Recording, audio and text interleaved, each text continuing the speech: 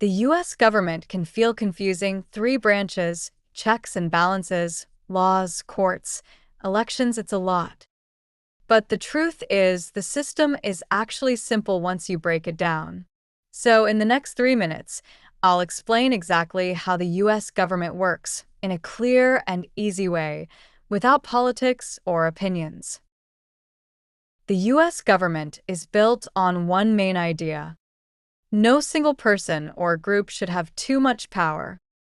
To make that happen, the Constitution created three branches. Legislative makes the laws. Executive enforces the laws.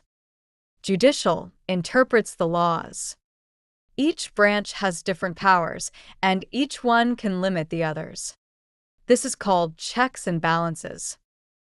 The legislative branch is Congress, and it has two parts. The House of Representatives, 435 members, based on population, elected every 2 years, represents the people directly.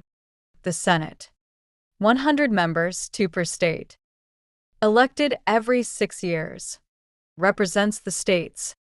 What Congress does: writes and votes on laws, controls federal spending, declares war, approves treaties and presidential appointments. The executive branch is led by the President of the United States.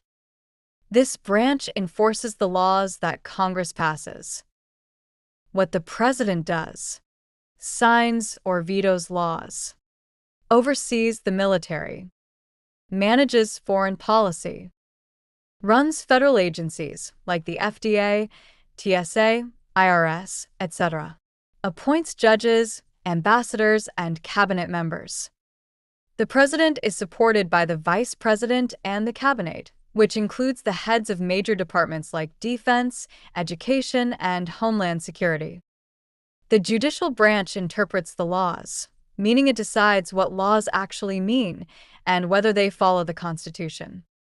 At the top is the Supreme Court, which has 9 justices. What the courts do: decide if laws are constitutional, settle disputes between states, review cases from lower courts, protect individual rights. The Supreme Court's decisions affect the entire country. The three branches don't work alone, they watch each other. Examples: Congress makes laws, but the president can veto them. The president appoints judges, but the Senate must approve them. The Supreme Court can strike down laws that violate the Constitution.